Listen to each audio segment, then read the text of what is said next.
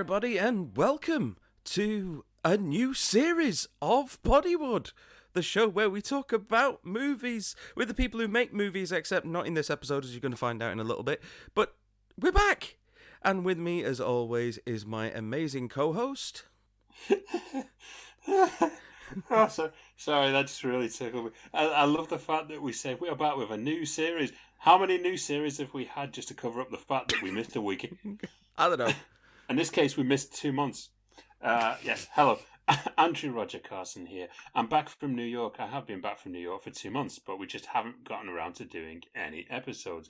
One, because I've been exceptionally busy with shooting and shooting up and getting a detail, going on holiday, a family holiday, and just trying to get some certain projects ready and moved along. So unfortunately, Poddywood suffered for it. I do apologise, dear listener, but we're back now. You know, we're the boys in the wood. We're back.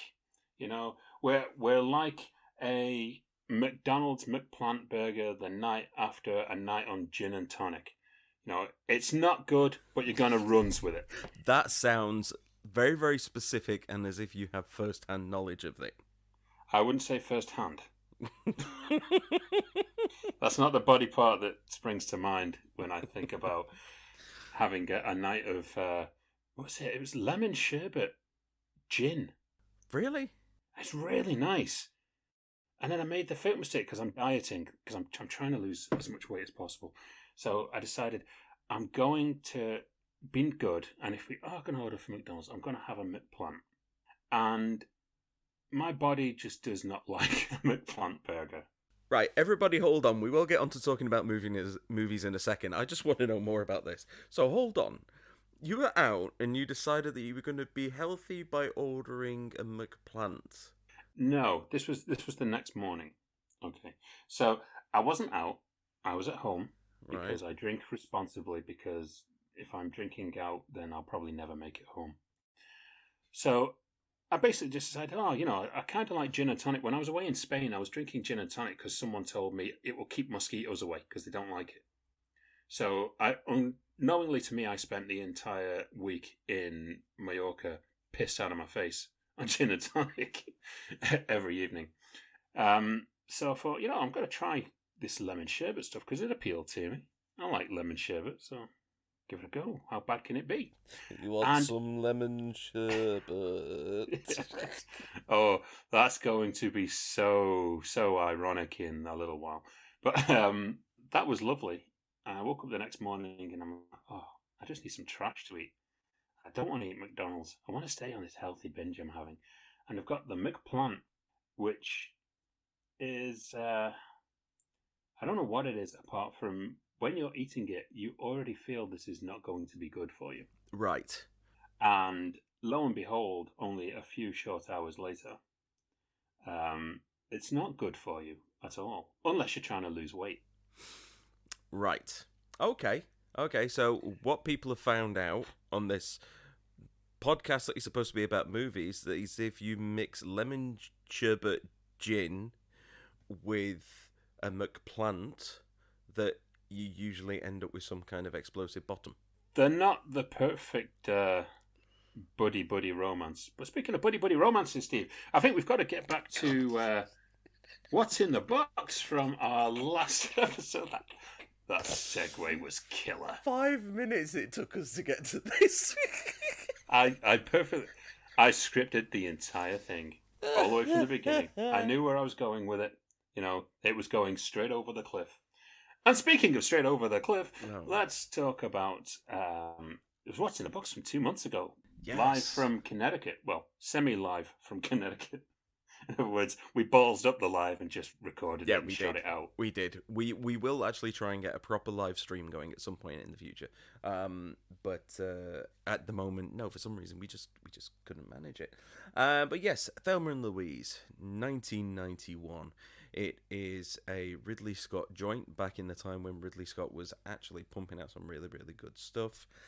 The movie follows Thelma and Louise, titular couple played by Susan Sarandon and Gina Davis, and the two of them go on a fishing holiday, and they end up getting into some trouble, which results in Louise killing a man, and then the two of them going on the run from the cops, and ultimately spiraling further and further downwards into a life of crime. Before, and we all know that this has happened because it's been parodied in pretty much everything from The Simpsons, Wayne's World 2, Grand Theft Auto 5 even has a little reference to it. To the very end, it does. There is a point where if you go to the mountain at a certain point of day, you can see a police car surrounded by cops, and then the car drives off the cliff. Oh, so, yes. I finally only just got round to playing and completing that, and I never saw that bit. Yeah, it's one of those things that you have to hunt for. But yes, you've got a really good cast in this. It's really well directed. And you've got some wonderful little cameos in there from Mr. Blonde, Michael Madsen, and Mr. White as well. So this was a year, I think, before Tarantino's movie. So, I think Tarantino may have hired every single person apart from Susan Sarandon and Gina Davis from this movie. I think so. He probably took one look at Cutthroat Island and just went, no, maybe not. I don't like feet that bad. So, you've also got Christopher McDonald, Shooter McGavin. Oh. How awesome in this movie. He's brilliant. He steals the entire thing. The strangest thing is him and Gina Davis were actually previously engaged years before this movie. That must have been weird when it actually came to shoot it. Well, apparently, Christopher McDonald said it was one of the most cathartic things. It was really kind of a bringing them both kind of together in a friendship kind of way, because Gina was just splitting up with Jeff Goldblum at the time. Yeah. Let's blame Brad. Yeah. Who I think this was like his first proper big role in anything, really. I know he'd done like loads of bit parts and here and there, but I think this was the first time he was properly kind of in a really featured role. Oh yes, I always say to people, try and spot him as the waiter in the Charlie Sheen movie No Man's Land. Yeah. Blink and you'll miss it. Now, I'm not going to go into the actual thing of victim shaming here, because it is one of those things that you have to be very, very delicate with. So I'm not looking at real-world examples of what happens when a woman is attacked or sexually raped, sexually abused. I'm not looking at that. When I'm talking about this in the future, I'm talking about solely within the scope of this movie. Okay. In the time frame that it was made? No, within the actual story of the film. Oh, okay. That we have right here. I'm talking about just this. There is a point where the two of them are having an argument later on, and Thelma, who's played by Gina Davis, she says, "Oh, you think that this is all my fault?" And if you actually look at the series of events kind of leading up to this, it pretty much is. Yes. Because she's the one that takes the gun. She's the one that wants to go to a bar, even though she's warned not to.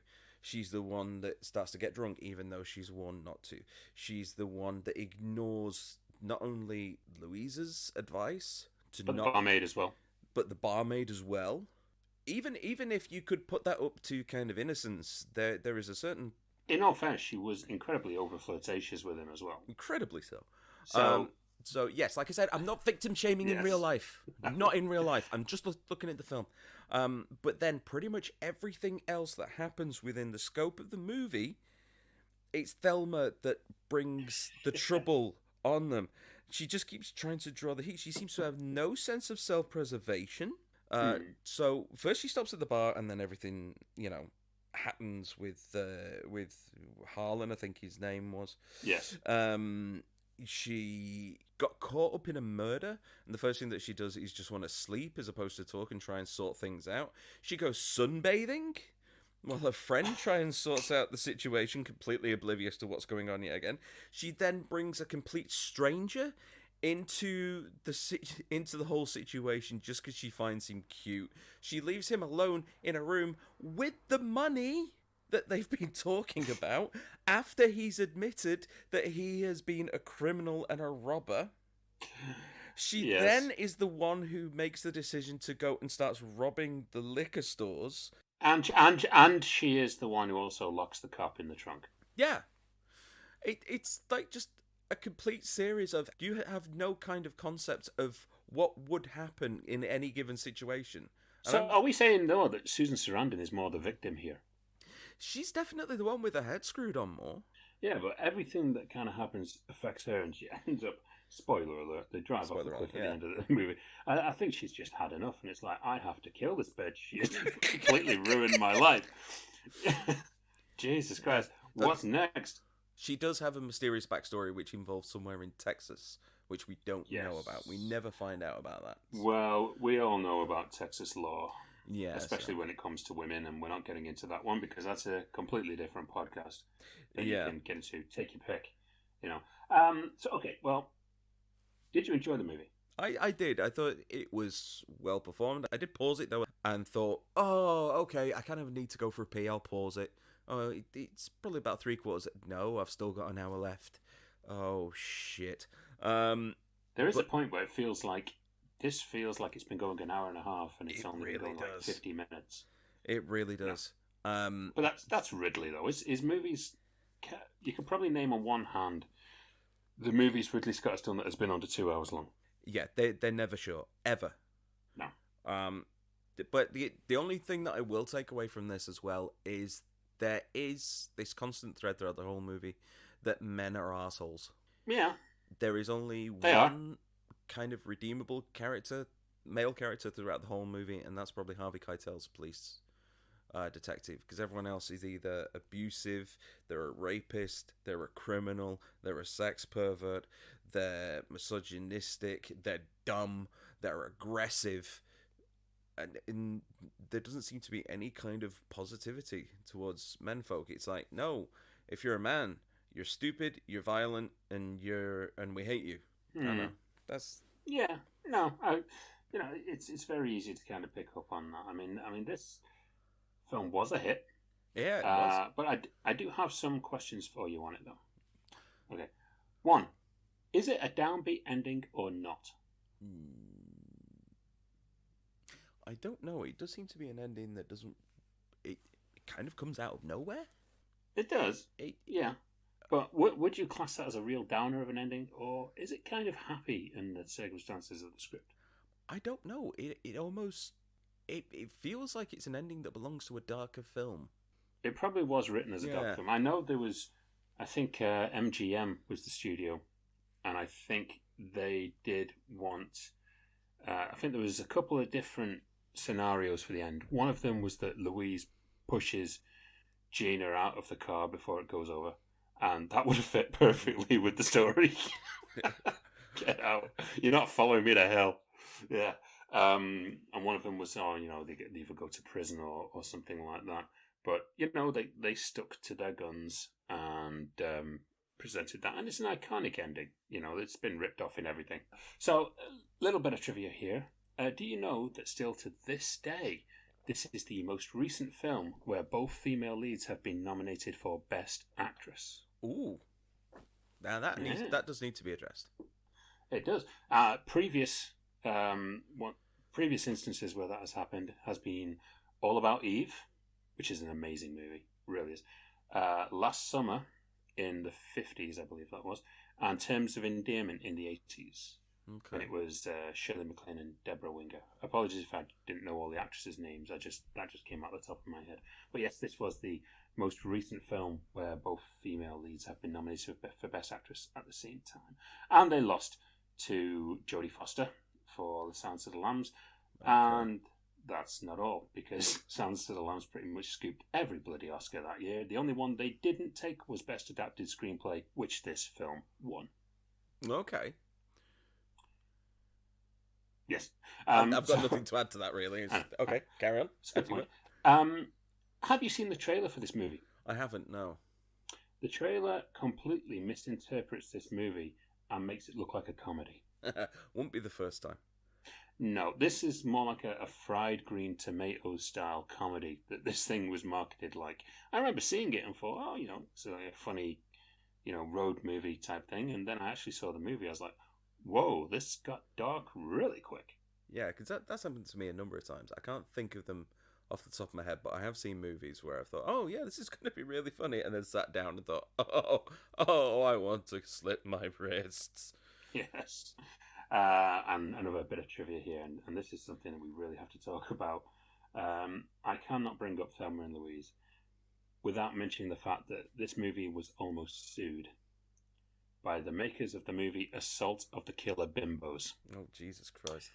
Who were trying to sue this for plagiarism because Assault of the Killer Bimbos had the same plot, apparently. And the only reason they did actually back out of the lawsuit was because it was going to cost them too much money. Jesus. I've not seen Attack of the Killer Bimbos, but I guess I've seen Thelma and Louise. I guess I don't need to see it now. Okay, yeah. You know, it might appear at some point in this show, and then maybe we can compare the two. Yeah, that might show up on our new hot topic of what's in the box from hell. Yes. So, Thelma and Louise, would you recommend? Yes. Bit long, and, you know, if you can get past the whole one character pretty much bringing down the entire country's worth of heat on her through her own actions, then yeah, you know, it's worth it. It's worth a watch. That's it's a good point. Okay, well, of course we've missed out on 2 months worth of anniversaries, but we're not going to do that. We are actually going to bring you some very interesting anniversaries. We watch them again all of the time, or we get them on Prime for free. But we only know how old they are when we learn their anniversary. If it ain't broke, eh? How long have we been saying that we're going to get a new theme tune for this segment of the show? Neil, come on, man. We need a new theme. Help us out. Please, Neil. Anyway, so we got a couple here. This one I was actually going to do on our first video episode, but because we were so limited on time, I fit Scooby-Doo in and didn't fit this one in. So I really wanted to include this one because it is important, and I know you've seen it. Can you believe, Steve, that way back in 1987, however many years that was, 35? Yeah, 35 years ago. Pass. RoboCop was released. Mm. Oh, we've got stuff to talk about with RoboCop. Yes. You could not make this movie nowadays. Oh, hell. Well, no, they tried, and it was PG-13. Yeah. Yeah. It's one of those movies that, one, is definitely of the 80s, and a lot of the humour and a lot of the way that the world is designed fitted around the excessive consumerist nature that was happening in America in the 80s. It was the case of you need to be fit, you need to have this product, you need to have that product, and it's the exact kind of world that we're still in, but it was so much more blatant and in your face back in the day. Yeah, it was Reaganomics. Yep. Would you say? Yeah, it was Reaganomics. The Reagan era. For people, younger listeners, if we have any, you might not know of the Ronald Reagan era. It was, it's worth looking into, but you can practically see it in movies like this that really hammered home that kind of message. RoboCop's one of my favourites, I've got to admit. And it's not simply because Ed Neumeyer, who wrote it, is a good friend of mine, and what a guy he is. But this movie is just... It reminds me of that childhood of seeing a movie that I was not legally allowed to see. It was proper forbidden fruit, wasn't it? Oh, yeah. But my parents were just like, if you want to see it, there it is. I'm like, yeah, I'm going to sit and watch this. And then completely shocked. I started watching it about a year ago, and I was sat down and I was having a look through my DVDs and everything, and just saw it and thought, you know, I've not seen that movie in ages. I put it on, and it got to the bit at the beginning where Ed 209 just unloads on that guy, and it's shocking how violent that scene is, and how Paul Verhoeven just lingers on it for so long. Just this guy just getting shredded to absolute pieces, and it was. And the The weird thing is, though, version is longer. Yeah, I think it was the uncut version I was watching, and I was thinking, I don't remember my stomach turning as much to this as it did when I was younger. When I was younger, it was kind of invincible to it, but now it was like, oh, it's getting a bit queasy. Ooh. Yeah, exactly. We've been desensitized nowadays. I mean, these were practical effects back in the day. Nowadays, it's all blood squibs and Yeah. computer blood and stuff like that. Well, I mentioned that to you when we were discussing Prey recently. Yeah. I remember when we were talking about that. That was my takeaway from that. I thought it was a really good film, but you compare the use of digital squibs in that to the practical ones that they had in the original and in RoboCop, and it's a whole different world. It doesn't anywhere near as good these days. What absolutely saves that scene is the following line: "Will somebody please call the damn paramedic?" That I still laugh at that to this day. The guy's basically Hamburger at that point. Yeah. I put RoboCop on Paul Verhoeven's Mount Rushmore. I don't know. I always say the Mount Rushmore for where directors can have four of their greatest movies. I will put RoboCop up there, and for Verhoeven, I would actually put his more foreign epics like Black Book, L, and controversially, and I'm gonna get Don't hate say mail for Showgirls. this. No, I'd forgotten he did that, but he's probably forgotten. I'm actually going to put Hollow Man up there. Okay, no Total Recall. No, strangely enough, I'm not going to put Total Recall up there. And I know I'm going to get a lot of shit for that, and they'll probably say, "Oh, come on, Starship Troopers is better than Hollow Man." No, I actually prefer Hollow Man because of I'd seen stuff in that movie I'd never seen before. And I love the old Invisible Man black and white movies, and I thought that was the closest you can get until Blumhouse did the one just recently, which was just spectacular. In doing research for RoboCop, and one, I watched it again, the uncut version, and it's so grotesque. It's beautiful. There's the moment that guy gets run over, the toxic waste dude. Oh, God, yeah. It's like, that was the one scene when I was a kid where I was like, oh my God, that's just... It's nasty, bonkers. Isn't it? Nasty. But there was some interesting facts that I got from the audio commentaries, from stuff that Ed told me, and I thought, okay, I've got to compile this to get some of the juiciest bits for our listeners. Okay, right. In that case, you talk away. Okay, there's a fantastic story I heard here about when RoboCop was in the theatres. There was a robbery. And the robbery suspect, to avoid the police, fled into a movie theatre that was showing RoboCop. I've heard this one. The best part about this story is he was there hiding from the police, but got so engrossed in the movie he didn't realise that the theatre was being cleared out by the police behind him, and then the police actually caught him while watching the movie. That's just genius. I love that story. Yeah, you can imagine him there going, "Oh, yeah, you'll arrest me. Can you give me just like 10, 15 minutes just to see how this ends?" Yeah. Well, following the adventures of Buckaroo Banzai across the 8th dimension, this was Peter Weller's, I guess, first big high-profile lead. Yeah, and he hated that suit. He was losing £3 a day in that suit. Yeah. That's a lot when you consider it. He must have been sweating it out. They didn't have the vents that they incorporated into the suit for RoboCop 2. So, it was very kind of independently made in a way. It wasn't a big studio picture, even though Orion, I'm not sure if they picked it up or they were behind it from the beginning.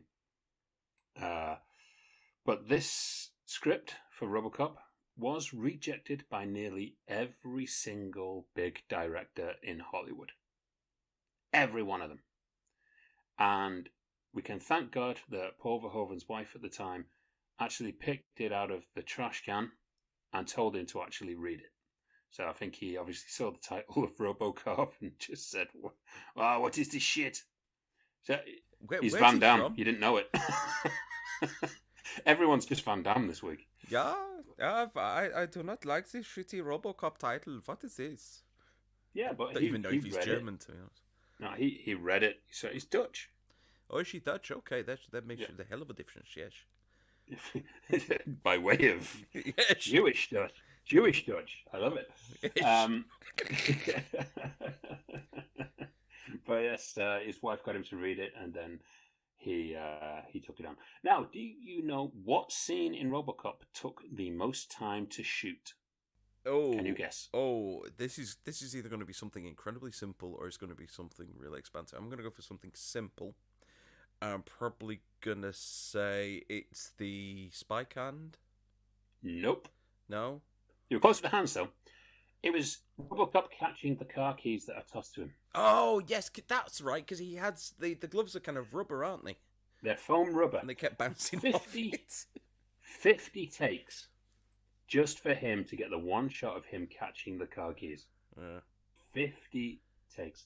Fantastic story. Nancy Allen, who played Lewis in the movie, she said, the great story of her. She arrives on set for her very first day and is instantly mortified because when she shows up on set, they're filming the I'd buy that for $1 scene with the guy with the two girls with the big tits. Yeah. So I think she wanted out of that movie straight away, but luckily she was told otherwise. And I think it's really kind of her last really high-profile gigs was the RoboCop movies, which is strange because she did so well in it. She was kicking ass in those movies as probably, yeah. Female lead, and I can't understand why she suddenly kind of dropped off the radar. I don't know either. I mean, she said that she didn't want to do anymore, and she got killed in RoboCop 3. Spoilers, but the movie wasn't a spoiler enough. It's true. But yeah, she did kind of disappear. But just touching on the I buy that for $1. There was a deleted scene which was supposed to go right at the end of the movie, where the guy who was in that comedy series was arrested. And right at the very end, he's supposed to be coming out of a thing, as a disgraced celebrity, which considering that seems to be happening every 5 minutes now, it's not exactly far from the truth, is it? Oh yeah, it's a celebrity Deadpool for careers nowadays. All you have to do is say left instead of right soon. Here's a disturbing secret, Steve. Mm-hmm. The moment where RoboCop goes into City Hall to tackle the elected official who's keeping everyone hostage. I know this one. And he switches to infrared heat vision. Yep, I know this one. All of the actors were nude because it was actually cheaper than getting a real infrared spectrometer camera. How awkward is that, sir? Imagine turning up onto set that day. Yeah, okay, yeah, so we're going to be filming... Oh, so they're going to be filming it in infrared, are they? Oh, brilliant, I can't wait to... No, you might want to just go tackle out. You see, I would love to know that the guy who was playing the mayor in that scene had to get pulled up by his tie by this guy from waist level with this poor spam javelin, like, bopping him in the face as he's pulling him up. Jesus Christ. Only in Hollywood. The special effects of this movie, you must know this one. How were they generated, Steve? Mostly by stop-motion animation. Nope. The special effects were generated with a Commodore 64 computer. I had heard that somewhere, but I had forgotten about it. So, yeah, you had got me on that one, yeah. Yes. And the game on the Commodore 64 I played religiously. Quick side note, do you remember there was an ad way back in the early 90s, late 80s, which was for Ariston washing appliances? Yes. And Ariston. Yes. Yeah, do you remember that? The music that was used in that advert was the menu music from the Commodore version of RoboCop. Oh my God, you're actually right. Yes. I remember that. Wow. Useless trivia provided by the guys from Poddywood that you never would have known. See, why didn't I find that instead of Double Dragon the other day? I don't know. A brilliant story here. Paul Verhoeven would refer to the actors by their character name. Mm-hmm. So he would call Peter Weller Robo, and I think Peter Weller had a hand in wanting to be called Robo on the set, or it'd be Lewis.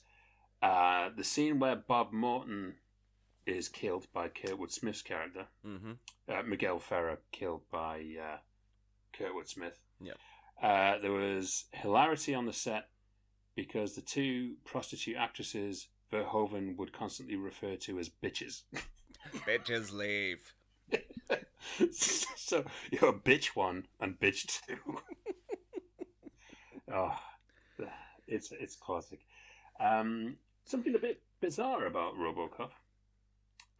When the home video release was being promoted, Orion Pictures hired Richard Nixon to promote the home video. Yes, I've seen them. They are so bizarre. Those little trailer things that they put out. It was so strange. Yes. Paramount did something as well in regards to, I think it was The Untouchables, and when The Godfather was being re-released. And I remember them, but I actually can't remember fully the content of them. But Richard Nixon, he did it, obviously needing the money, but he actually donated the money to the American Boys Club. So I guess it's a good use of money. Yeah. Okay, so the standouts from RoboCop. I don't think you can get through RoboCop without knowing every iconic sound that movie has. Oh god, yeah, like the schnick to the blade coming out, the thumping of his feet, the whirring of his servos, the gun, the sound of the Cobra assault cannon. Yeah, everything. The sound effects in these movies are more iconic than any other movie I think I've ever heard. Yeah. As well as the makeup by Rob Bottin and his crew. I think they were brought on when they realised that the Judge Dredd version of RoboCop that they were creating just was not working. Well, apparently, when it came to learning to do it, Peter Weller had been going through all kinds of training in order to move a certain way, and then they put him in the suit, and he realised that he couldn't actually move. So he had gone through like about 9 weeks of performance training to get the movement right, and then had to go through like about another 3 or 4 weeks, maybe even longer, in order to get used to actually being in this really heavy outfit. Yes, very true. The effects are still great to this day. They really are. I don't know if they've touched them up for the Blu-ray releases or anything, but they look great. Even the stop motion stuff of, Ed 209 falling down the stairs. Well, no, to be honest, when he's falling down the stairs, they just push the model down the stairs. They do. As we mentioned, the script, it's still really biting. It's really perfect script. It really is. Like we mentioned, Peter Weller, Nancy Allen, they're just brilliant. But you cannot talk about RoboCop. We're just saying Kurtwood Smith is just absolutely delicious as Clarence Boddicker. He just owns that movie in the same way that Alan Rickman owned Die Hard. He's the focus of every single scene he's in, even when he's in ones with RoboCop himself. He just steals your attention away every single time. He's loving. You can tell this guy is loving this role. He is fully giving it 110%. Kurtwood Smith tops the movie psychopath rater right to the top. And speaking of loving, the secretary is his wife. Is his actual wife, yeah. So when he sticks the chewing gum on her little nameplate and he's doing a bit of flirting, it's like, oh, that's your missus pretending to be afraid of you. Oh. She wasn't even afraid. She was just like, bitch, leave.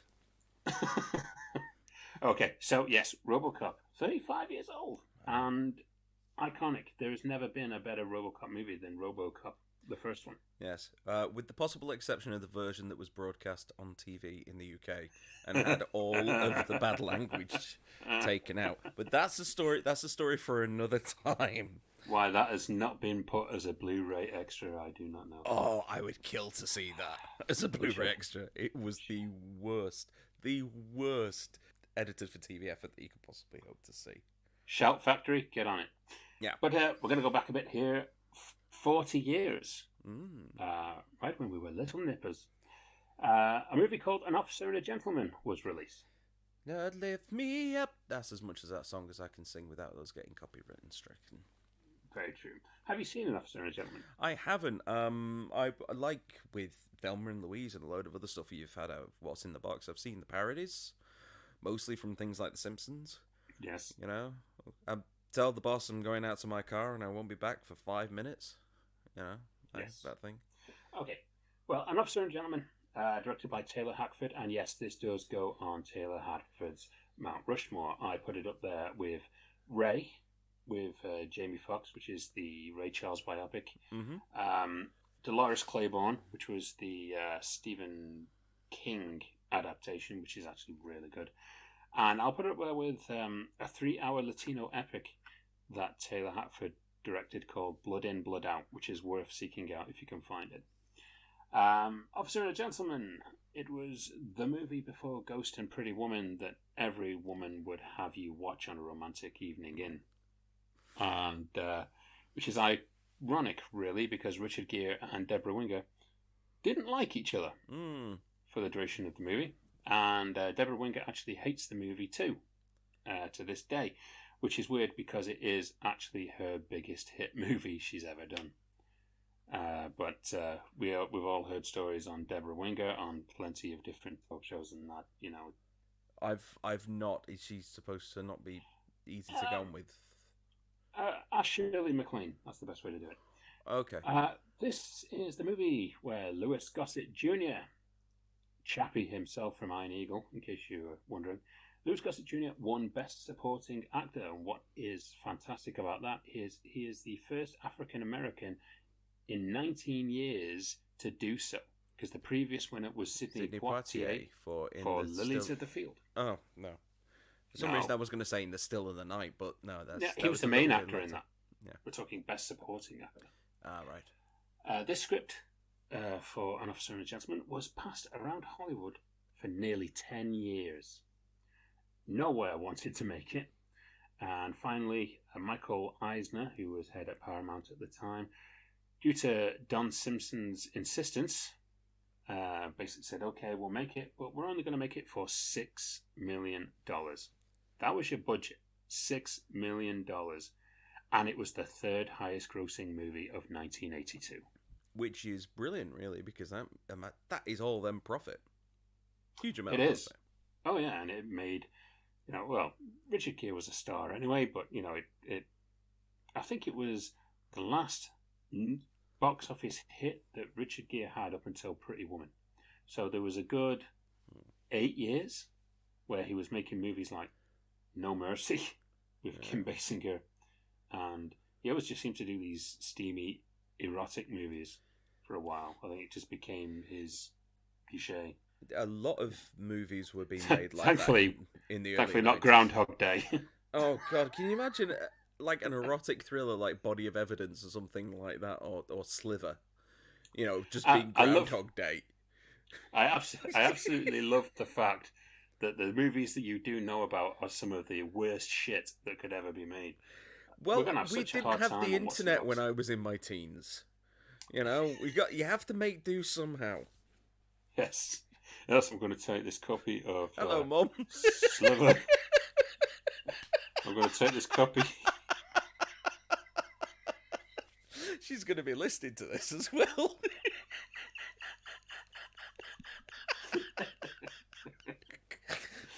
Yes. Oh, we're unraveling it all tonight. Yeah, we are. Hi, I'll take that copy of Sliver. I'll take a Body of Evidence and I'm an Electric Blue, Volume 20. Yes. Eurotrash, yeah. Obviously, when we look at An Officer and a Gentleman, we can't go with An Officer and a Gentleman without mentioning Up Where We Belong, which was featured by Steve a couple of seconds ago. Mm-hmm. And Don Simpson didn't even want that song. He wanted it gone. But then again, Don Simpson also, apparently, now this is taken from Deborah Winger's book, so, I'm just quoting here. But also, Don Simpson didn't want Deborah Winger as the lead actress because she was, in his words, unfuckable. Wow. Okay. Yes. So that's a true story. But yes, Officer and Gentleman is 40 years old this week. I'd say track it down, but why bother? You've seen all the parodies. It's not going to really bring anything new to you because you got no place left to go. I know. Now, in our ironic twist, Steve, 25 years ago this week, Austin Powers' International Man of Mystery was released. Yeah, baby! Sorry, I had to. I just had to. That was the worst Austin Powers impression I've ever heard. I've still got a cold. Sue me. Okay. Austin Powers, International Man of Mystery. Here's a movie that wouldn't ever get made today, but directed by Jay Roach. Mhm. And I think more people know Jay Roach away from directing Austin Powers.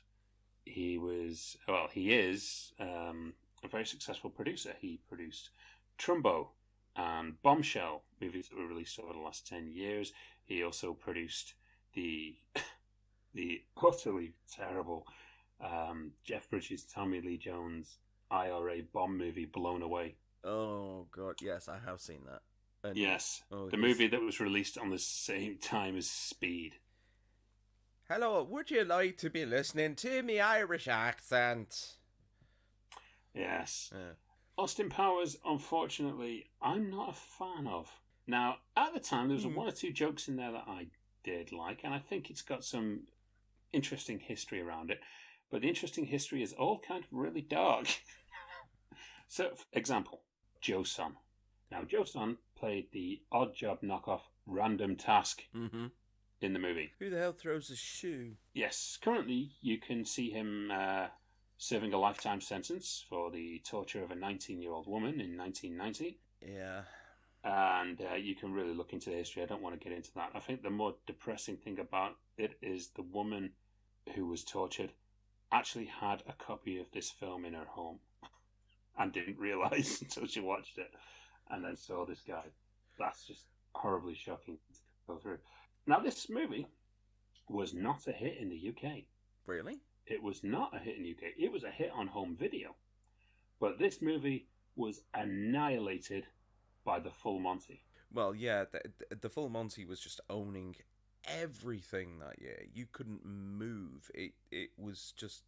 I think that probably stayed on the cinemas for a good, about 5-6 months or something. Well, you see, I got to look at this, like, is it because they didn't like the piss being taken out of the English, which a lot of Austin Powers does, and it's you know, a bunch of Americans and Canadians or whoever just ripping the piss out of the English with their bad teeth and, you know, being totally out of tune with everything?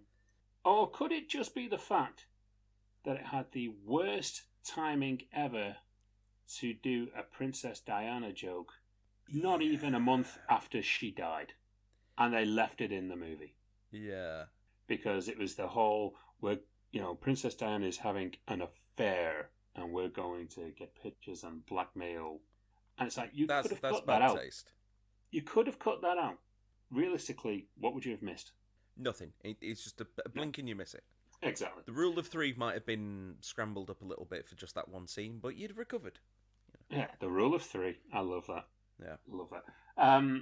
One question about Austin Powers. How long do you reckon they got that free AOL 3.0 for the product placement of AOL through this movie? I don't know. They probably just had a slightly longer trial period than everybody else. Yeah. I remember those days you got like about a day's worth of free internet, so because those discs were everywhere, you just get hold of the code. Once your free trial ran out, you cancel the account, make a new one, put a new code in. That was how you got internet back in the day. Yes. Of course, it introduced the world to the Fembots. Mm-hmm. Who voiced the Fembots, do you know?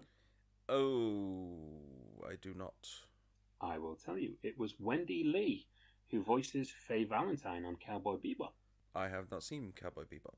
What, the anime? The anime, you've not seen it? You've missed that. Not seen the live action really one either. It's okay, but the animated one is just genius.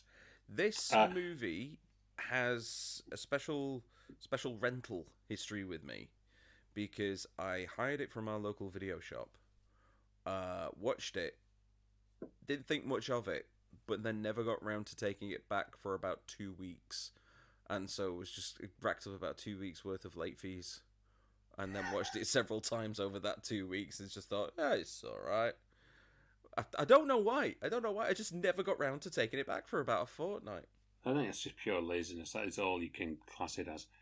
Go a little bit here. Mrs. Kensington was played by Mimi Rogers in the movie, but actually cast before Mimi Rogers was a friend of mine, Brenda Backey. So she almost actually played that role. Didn't end up being, but I'm sure we can get her on the show and ask why. That'd be fun. This was also Will Ferrell's movie debut. Yes, as Mustafa. Yes. And I'm going to be In honest, full those... on brown face. Yes. Yeah. I mean, I'm not defending the racial stereotypes and everything, but some of his jokes are actually quite funny.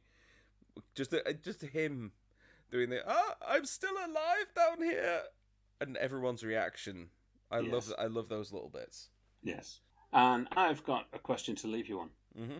Is Austin Powers, International Man of Mystery, just a stupid, almost porn parody of Captain America? The Captain America. Well, I know that Captain America doesn't have any Swedish penis pumps, so I'm gonna say yes. How do you know? I don't know, but that super serum did a good job of enlarging every other muscle in his body, so... All I'm saying is, look at the similarities between Austin Powers 1 and Captain America. It's true, though. It's very true. So yes, 25 years ago, Austin Powers, International Man of Mystery. It's about as good as the other Austin Powers movies, which, in my view, is not very. They I don't pretty know. much Never reused really a lot did of for the me. same jokes. I think that was probably also why I didn't like Deadpool 2 as much, is because they were pretty much just the same jokes, just I slightly watched that again different the other day. environments. Actually, it's not that bad. It's not bad. I kind of enjoy it. Okay, the last of our anniversaries for this week. 20 years ago, The Bourne Identity was released. Okay, I haven't seen any of them. Oh my lord, you've missed out on. Well, if you forget the Bourne Was it the Legacy, the one with Jeremy Renner? No. Yeah, everyone just kind of forgets that one exists as well. Bourne Identity is it's great. I've got to admit, it's still great to this day. Directed by it's Paul actually Greengrass? the only. No, No. The Bourne Identity was directed by Doug Liman, Oh. the first one, and I think he didn't come back for the Bourne Supremacy, and then Paul Greengrass ran with it. But this goes on Doug Liman's Mount Rushmore, along with the Tom Cruise, Emily Blunt sci-fi movie Edge of Tomorrow. Not seen. I will also. It's great. Doug Liman's debut was a movie called Swingers. Not with seen. Jon Favreau. And I'm sensing a pattern here. But yeah, Swingers goes up there. And a movie called Fair Game with Sean Penn and Naomi Watts, which you'd probably see in the bloody Cindy Crawford version more than this one. But no, it goes on his Mount Rushmore. It is a fantastic movie. And it's the only Bourne movie of the series that has any relevance to the actual books. Well, I did see a little bit of the original one, which had was it Richard Chamberlain in it? Yes. I watched like about 5 minutes of that when it was on TV once, and realised that it was so slow and kind of very, very patiently paced, and so I'm thinking, okay, that's probably going to be pretty close to Robert Ludlum's novels. And then, obviously, I've seen clips of the movie, and he's jumping about the place, and he's having all these fist fights, and he's hitting people with books, and there's all the shaky camera work going on in the fights, which means you can't tell anything that's going on. So Yeah. The Richard Chamberlain one actually does stick closely to the source material. The Bourne Identity with Matt Damon. you can't help yourself, can you? I can't. You can't. I really can't. It's you must get that on the street all the time. Team It's like America's William Atherton ruined being him. called dickless. Yeah. Clive Owen is in this movie as a guy who's trailing Jason Bourne, but he's only really got 3 minutes of the movie, Okay. which is weird because he gets like real top billing along with Matt Damon, but he's only in 3 minutes of the actual movie. The Bourne Identity was written by Tony Gilroy. Tony Gilroy went on to direct a favourite of ours, Michael Clayton, Yes. and it's a favourite of Bill's as well, from the Warner Brothers days. Yes, it was Bill who told me to go watch it. Yes, it was indeed.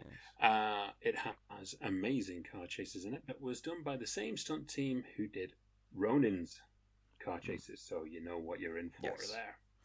And I guess we've kind of got to discuss, since that you haven't seen the Bourne Identity, but the kind of link to the video game 13 or XIII. Yeah, it's Amnesiac washes up on a beach, trying to get themselves together. There's mysterious forces that are closing in as he tries to unravel the mystery behind his identity and what happened to the. I think the president was also assassinated. It's been so long since I played it. I have also played the tie-in video game to the Bourne series, which was which was actually quite good fun. And I know that you're getting back into your video games now, so try and hunt that down on the 360. I have actually seen that. Yeah. There's no Matt Damon face, but that one is quite good fun. Cool. Well, that was 20 years ago, unbelievably. Scarily 20 years ago. But that is the anniversaries. And I can't believe we managed to fill off our return to the show with our anniversary section. That's pretty cool. Yeah, that's awesome. It's good, because we had no idea. We just knew we had to start doing these shows again. We are planning to get a video episode out every week, or every other week, depending on when we can get the guest in. But we will be back with these type of shows every single week. Yes, because these we can get out to you when you can have this content. You can have this in your ear while you're at the gym or driving around or walking your dog. Or yes, we fit in the background nicely. It's a good job that now we delve into the low part of the show. If you remember our wonderful segment, What's in the Box has been a place of joy. Boy, are you mistaken. What's in the box? What's in the box? What's in the box? What's in the box? I think we need to change what's in the box to actually what's in the bargain bin of doom. Yes. I don't think that scan quite well, though. No. Well, previously on What's in the Box, we had been doing movies that were certified fresh, because we always found it really interesting to see what the everyman like Steve, who doesn't know a lot of movies, was catching up with these movies that had actual critical acclaim. And it's been a very mixed bag. There's some you've loved, there's some you outright hated, there were some you were like, what was the big fuss about? Yeah, there's been a few which I've taken away and really, really enjoyed. Once, which I brought on numerous times, I absolutely adored. Then there was things like Casualties of War, which I thought was a brilliant film, but was very, very haunting and deeply affecting. There was Teeth, which was Teeth. And then there was the moment that I pretty much slaughtered everybody's sacred cow of 2001: A Space Odyssey by just going, what the hell was all that about?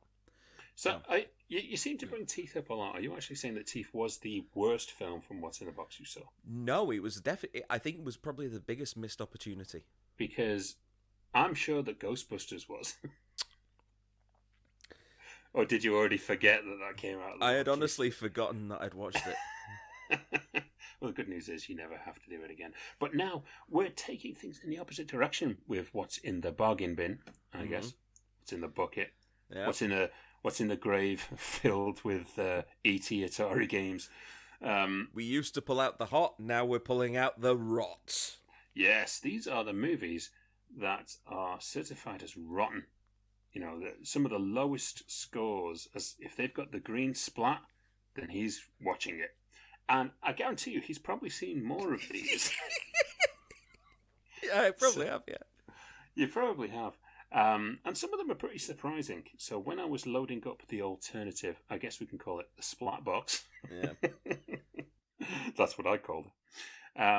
That's where you keep your tissues, is it? Yes, that is my splat box.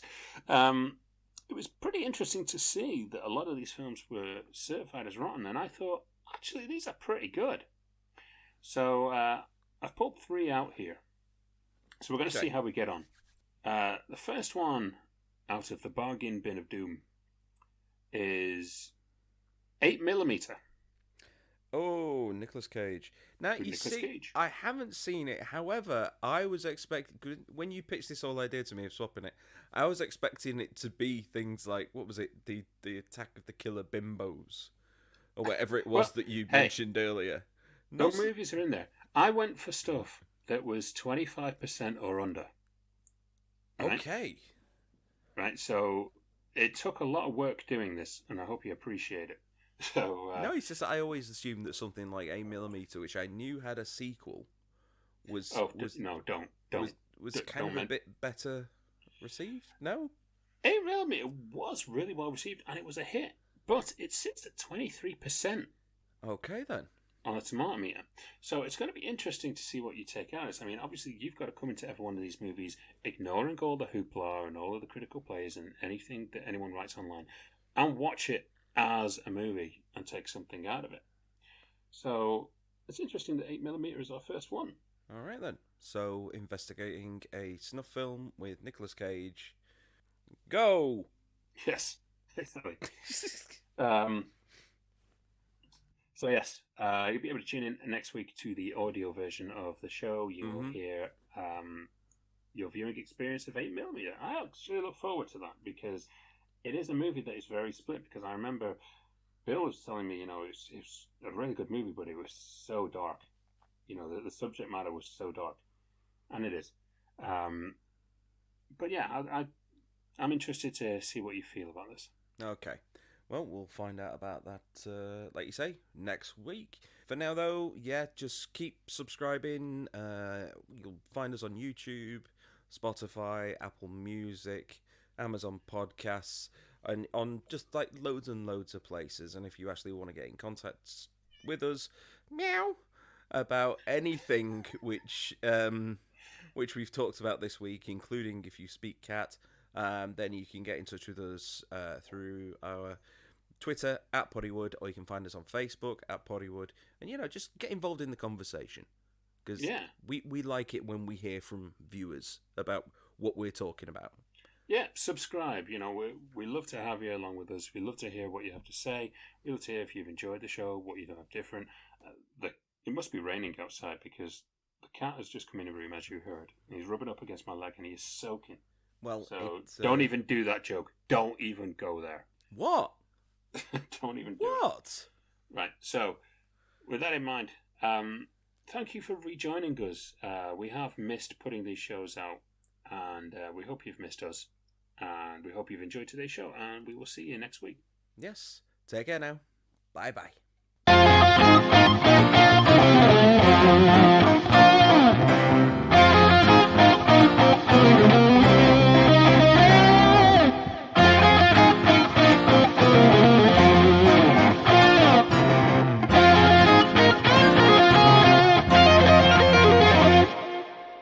Have you ever danced with the devil in the pale moonlight? Yes. Has Tim Burton ever read Batman? No.